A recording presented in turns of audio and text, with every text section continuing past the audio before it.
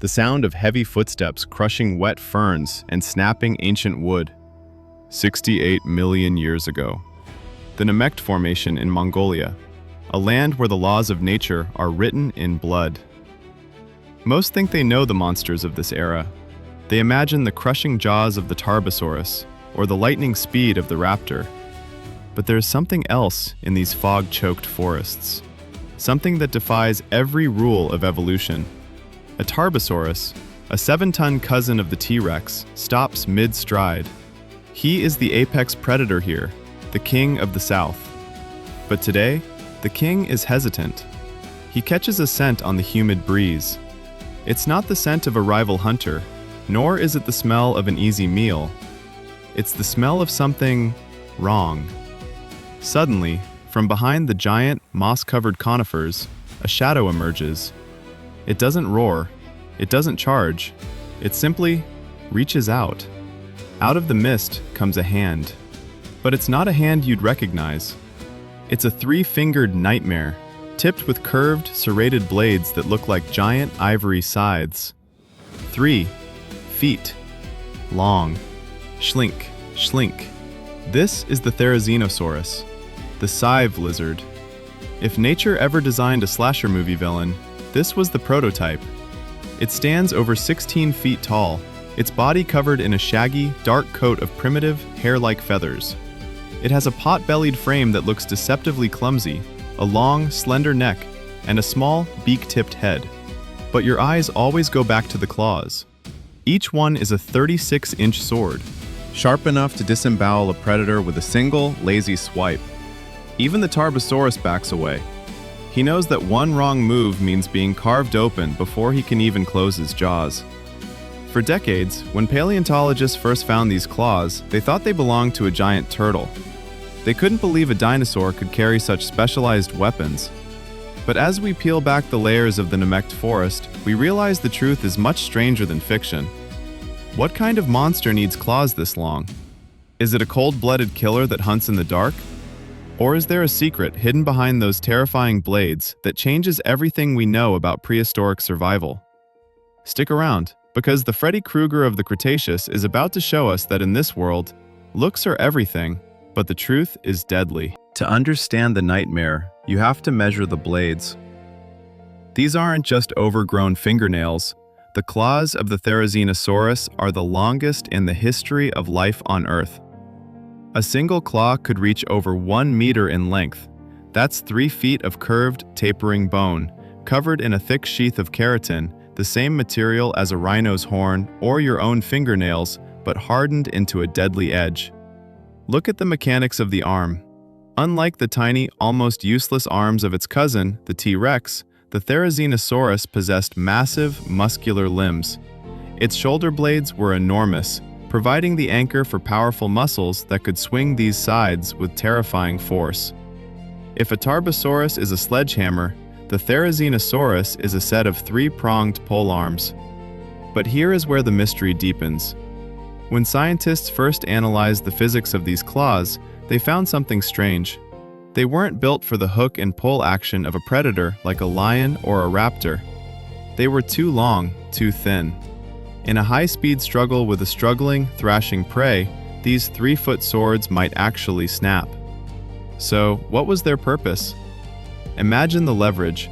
These arms acted like giant organic cranes. They could reach into the highest canopies, hooking onto thick branches and pulling them down with the strength of a hydraulic press. But don't let the utility fool you. Evolution never wastes an opportunity. Even if they weren't designed to hunt, they were the ultimate "don't touch me" sign of the Cretaceous. Imagine a predator's perspective. You see a massive, 10-ton beast, and every time it moves its hands, 6 glinting blades catch the sun. It's an evolutionary masterclass in intimidation. But the physical structure of the claws is only half the story. To truly understand why Freddy Krueger evolved in the middle of Mongolia, we have to look at what he was eating. And let me tell you, the menu for this monster is the biggest plot twist in paleontology. You think you know what those claws were for? Think again. In the next part, we reveal the dietary secret that makes the Therizinosaurus even weirder than it looks. You're not going to believe what's on the plate. Nature has a twisted sense of humor. We've spent the last few minutes looking at a creature that looks like it was designed to shred T-Rexes for breakfast. Those claws? They're the stuff of nightmares. But if you were to look inside the mouth of this 10-ton titan, you wouldn't find rows of serrated daggers. Instead, you'd find small leaf-shaped teeth and a sharp, horny beak. Therizinosaurus was a vegetarian. That's right, the most terrifying-looking dinosaur in the world was essentially a 10-ton feathered panda with Edward Scissorhands fingers. To understand this, we have to look at its family tree. Therizinosaurus is part of the Maniraptora, the same lineage that produced the hypercarnivorous raptors and, eventually, birds. Its ancestors were meat-eaters, but somewhere along the line, this group decided to ditch the hunt and head for the salad bar. Look at that massive, rounded torso. That isn't just fat, it's a biological fermentation tank. Like a modern cow or a giant ground sloth, Therizinosaurus needed a massive gut to break down the tough, fibrous plants of the Cretaceous.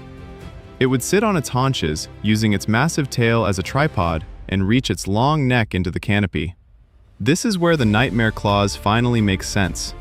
They weren't for disemboweling rivals, they were high-reach garden shears. It would use those 3-foot hooks to snag branches that no other herbivore could reach, pulling them down to its small, pecking beak. It was the ultimate long-distance harvester.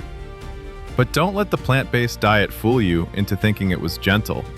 In the Mesozoic, being a vegetarian didn't mean you were a victim, because while it used those claws to eat, it could just as easily use them to defend its life.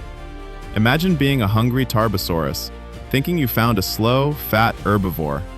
You charge in, expecting an easy meal, only to realize that the vegetarian has brought 6-foot-long swords to a fist fight. You're about to see what happens when peaceful meets deadly. In the next part, we witness the ultimate standoff, the scythe versus the jaw. It's the battle that proves that sometimes, the most dangerous animal in the forest is the one that just wants to eat its greens in peace. Nature doesn't always follow a straight line. Sometimes it takes a detour into the surreal. The Therizinosaurus is the ultimate proof that evolution is not just about becoming a better killer. It's about finding a unique way to survive. But even the most perfect defense has an expiration date. 66 million years ago, the world of the scythe lizard began to crumble. It wasn't just the asteroid. The shifting continents changed the climate, drying out the lush, swampy forests of Mongolia. The giant canopies that provided its food source vanished, and with them, the need for those 3-foot-long garden shears.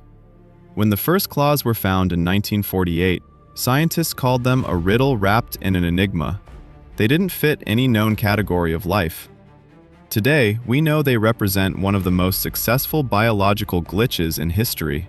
A meat-eater that turned into a titan of the forest, a nightmare that just wanted to be left in peace. Though they are gone, their legacy remains etched in the fossil record. They remind us that the prehistoric world was far more than just monsters eating monsters. It was a complex, beautiful, and sometimes bizarre experiment in life. Every time you see a modern bird, with its feathers and its beak, remember the Therizinosaurus. Remember that beneath the skin of a pigeon lies the ancient soul of a giant with 3-foot swords. The Freddy Krueger of the Cretaceous wasn't a villain. He was a survivor. A testament to a time when life dared to be different and terrifyingly magnificent. If you've enjoyed this deep dive into the weirdest dinosaur to ever walk the earth, let us know in the comments, who is the real king of Hell Creek and Namek? The jaw or the scythe? Smash that subscribe button and turn on notifications. We're traveling back in time every week to unmask the giants you thought you knew. The past is never truly dead, it's just waiting to be dug up.